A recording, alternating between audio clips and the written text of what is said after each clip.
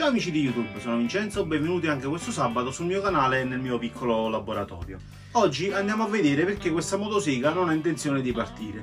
Ho già comprato il gruppo delle membrane per il carburatore, il tubo del carburante che ho visto che è crepato e anche una candela nuova. Andiamo ad aprirla.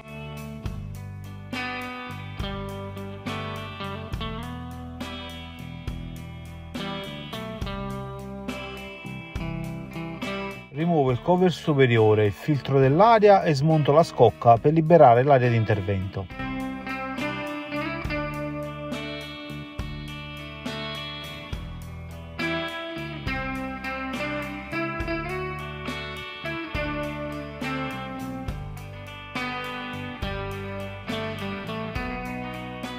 Rimuovo la candela che è bruciata, della quale già ho preso il ricambio. Rimuovo la protezione in gomma della vite della regolazione del minimo e inizio a smontare il carburatore. Ci sono solo due viti lunghe che mantengono tutto il sistema collegato al corpo del motore.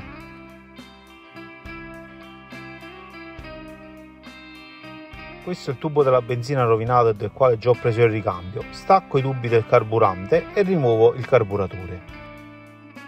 Su quest'ultimo, dopo aver effettuato una bella pulizia e un po' di lubrificazione delle parti mobili, effettuo la sostituzione di tutte le membrane e dei filtri interni.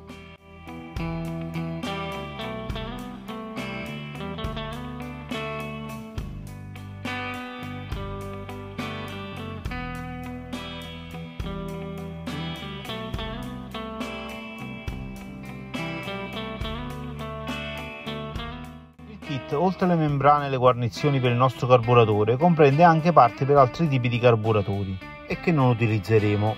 In questo tipo di carburatore le membrane si trovano nella parte inferiore e nella parte superiore dello stesso.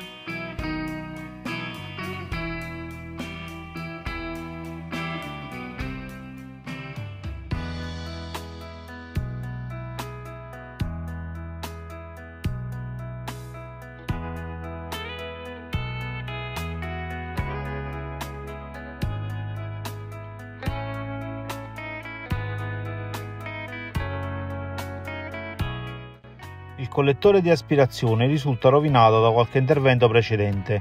Ho procurato il ricambio anche di questa parte.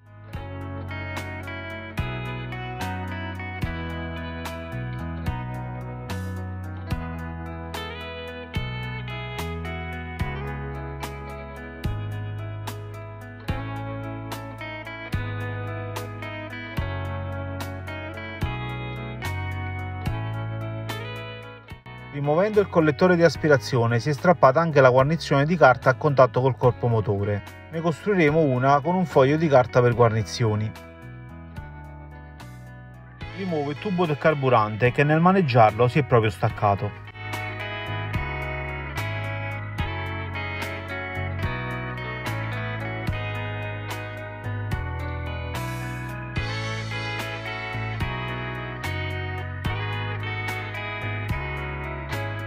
Realizzo la nuova guarnizione in carta, copiando la sagoma e ritagliando la parte necessaria.